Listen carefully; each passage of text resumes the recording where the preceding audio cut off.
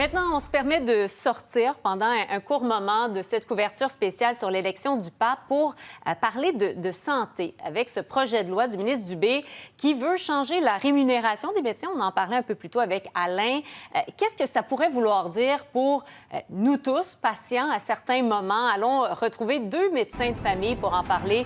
Docteur Benoît Eppel, le médecin de famille au CIUS de l'Estrichus. Docteur Joëlle Bertrand-Bovet, également médecin de famille, directrice du Centre Midi-Soleil. Bonjour à vous deux.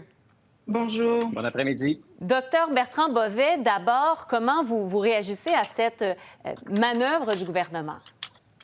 Bien, c'est évident que ça a eu un petit peu, je vous dirais, l'effet d'une bombe là, dans notre clinique, dans nos cliniques, je pense partout au Québec, là, pour le projet de loi, mais plus que ça. Là, la semaine dernière, il y a eu le dépôt du projet de cadre financier qui a été fait. Au début du mois, il y a eu le projet de loi 83.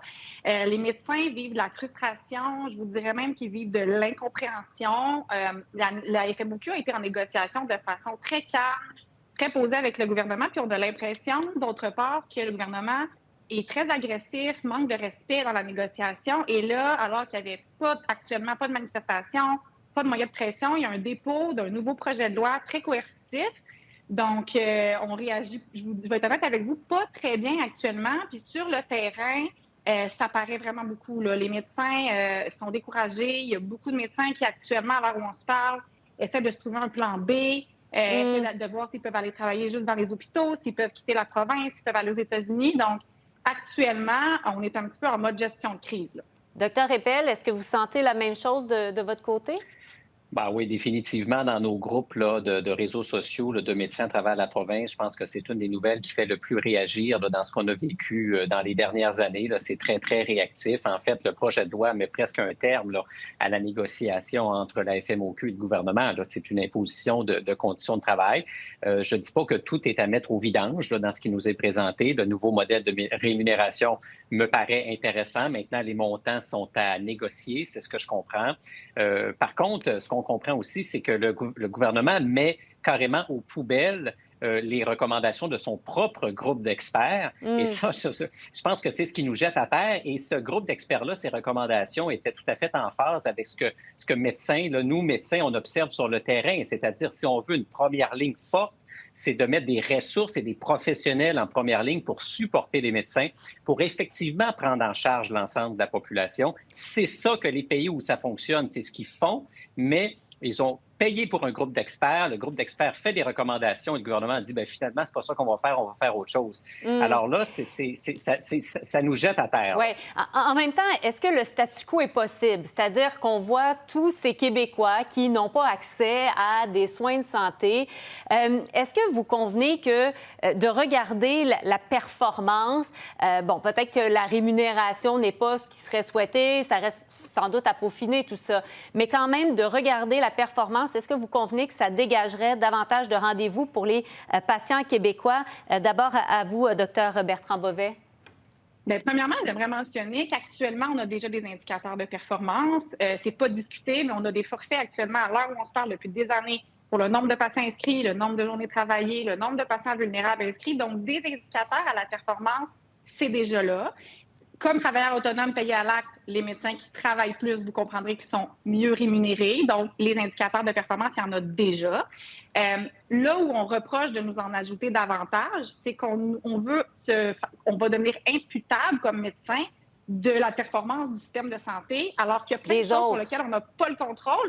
C'est un peu, pour moi, comme si on disait aux professeurs, on va vous couper de 25 % s'il y a des élèves qui décrochent. Ou si on disait aux politiciens, aux ministres, si vous ne respectez pas vos promesses électorales, vous allez couper de 25 % Est-ce qu'on ferait ça? Non. C'est la même chose pour nous parce qu'actuellement, il manque des professionnels dans le réseau, des infirmières, des travailleurs sociaux, des psychologues, des physiothérapeutes. Et les patients se retrouvent dans nos bureaux pour des problèmes qu'on ne devrait pas gérer. Et là, on se fait dire, vous ne voyez pas assez de patients, mais c'est sûr qu'on ne voit pas assez de patients. Les gens viennent nous voir, nous, parce qu'ils n'ont pas accès à un psychologue, viennent nous voir, nous, parce qu'ils n'ont pas accès à un physiothérapeute.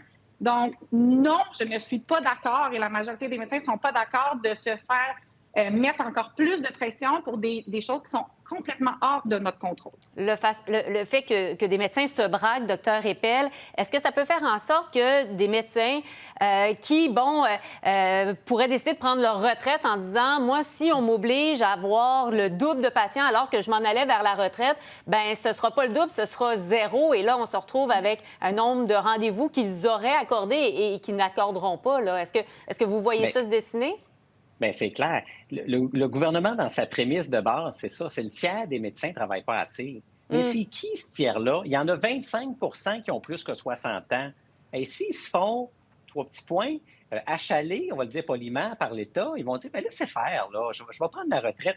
Moi, on a des collègues qui ont 70 ans passés puis qui travaillent encore. Ils ne travaillent plus 5 jours semaine, mais ils viennent nous aider, ils ont encore 500 patients, ils aiment ça, ils ne veulent pas abandonner leur clientèle. Ces gens-là, ils vont dire, regardez bien, là, on va rester chez nous, là, puis on va pas aller en Floride, non, on y va plus, là, mais on va aller au Costa Rica au soleil, là. OK? Je pense que le tiers de médecins que le gouvernement trouve qui ne travaillent pas assez, là, il ne faut pas penser que c'est tous des jeunes de 40 ans qui font 250 000 par an en travaillant 3 jours semaine, puis qui se grillent la couenne d'un centre de ski, là. C'est la prémisse de base du gouvernement, c'est ça. Ça nous coûte cher. On n'a pas tous les soins qu'on veut. Fait que si on règle ça, ça va régler tous nos problèmes. C'est un mensonge éhonté et les perdants là-dedans, les pires, là, ça ne sera pas nous, ça ne sera pas le gouvernement, ça va être la population qui, dans un an, au moment de la promesse, là, ils vont se rendre compte qu'ils n'ont pas plus de services. En tout cas, je pense qu'on ne se trompe pas en disant que ça a mis le feu aux poudres. J'aurais aimé avoir davantage de temps pour en parler. On aura l'occasion de le refaire assurément. Merci beaucoup à vous deux.